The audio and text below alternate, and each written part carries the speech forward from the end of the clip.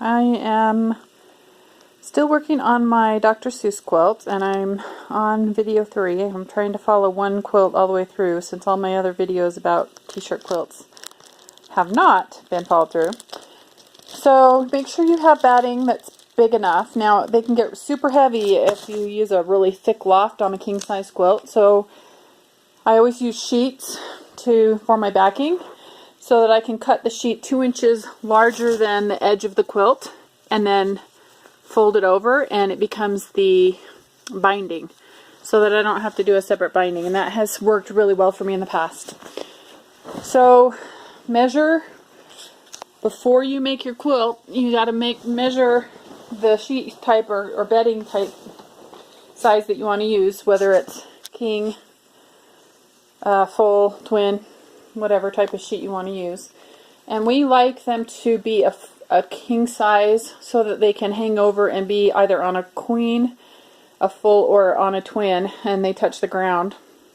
And I don't know that I showed on the other one how I edged it, kind of a border using the pants, so that there's kind of a fun print on the edge all the way up.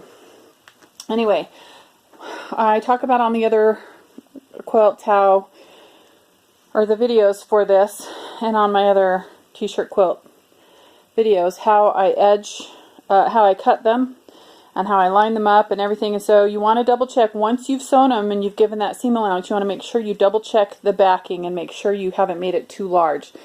You can see that it's just perfect at this point, but if I had measured it and there wasn't enough edging to go around, if there wasn't 2 inches on all sides, then you could sew in a little bit more on your rows to get it thinner.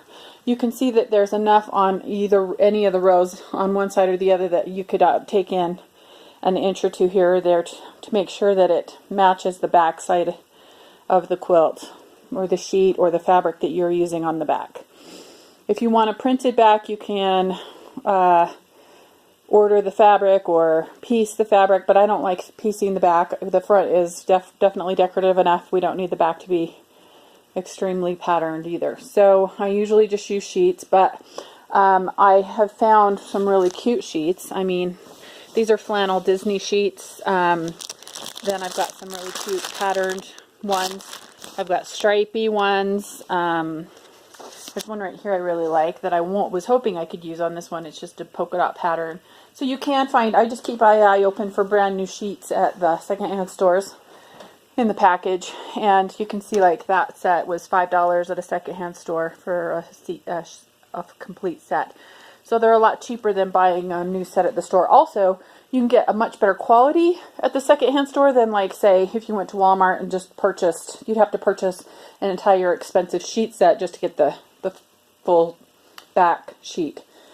They don't usually sell those higher quality sheets at individually at someplace like that. And I live in a small town, so it's hard to get those. Anyway, once you've measured the back, you've got the rows all cut and sewn. I double check it again before I sew the rows together. So now you can see I haven't sewn the rows together, but I have sewn each of the rows. So I measure them against each other all the way before I start sewing the rows, so that if something has gone wrong on the hem or seam allowance, that I can adjust each of the rows before I start sewing them all together. So if one of the rows was longer than necessary, I could take it in at this point before I sew the rows together, so that if, like, say this row was longer, then I could take in a 1/4 inch on either side until you make sure that the rows are all the same width. So now that I know that all the rows are in the same width, I'm going to go ahead and sew them together. And so I'm going to fold the top row down on top of the second row. And then I just pin that whole seam right there in the center. I'll just step on it. I don't like stepping on the quilts once they're laid out. So I will fold this one down face first. So this one gets folded down like that, and then I pin this section. So it's folded down on itself, and then I pin that row. And then I will do the third row, fold it down, and pin it to the 4th row on that seam right there, so that I'm not carrying the full weight of the quilt when I'm sewing the next rows on. So if I sewed those two together and then I sewed the 3rd row on, that piece is now really heavy and it hangs and can stretch funny when I'm sewing it on the machine. So I do the first 2 rows, then I do the 3rd and 4th row, and then also depending on if you've got 5 or 6 rows, I would do 5 and 6 together if I did have 6. But since I only have 5, once I've sewn 3 and 4, then I'm going to go ahead and sew 5 on it, and then I'll sew 1 and 2, fold it over face down, same way, and sew it to 3, 4, and 5. So that is how you sew the rows on at this point. So I'm going to get to the next point, and then I'll do one more video and then a finished product video so that you can see what to do on each stage of the t-shirt quilt. So I have done 2 videos before this showing how I lay them out and showing how I cut them and line them up. And now I'm going to show how I sew them, the rows together. And then the next video will be how I lay out the backing and the batting. And then the last video will be a final quilt showing you how it's finished and I tie it. I don't put a ton of ties in it because I reinforce every seam twice. You can see to get them even, sometimes I have to do more than 2. Usually I'll do, you can see that one's got 2 just to fortify it.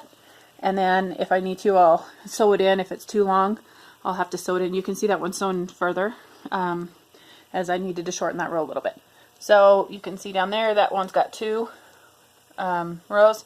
So anyway, check out my blog. There's lots of different videos on, or posts on that one, like how to do a t-shirt, a hat on a t-shirt quilt, those kind of things. How to do that on a quilt, and then on my YouTube channel I've got, I don't know, maybe 4 or 5 videos, and maybe a little bit more finished quilts. So check that out, thesecretisgratitude.com, and The Secret is Gratitude is my YouTube channel. Thanks for watching and have a blessed day.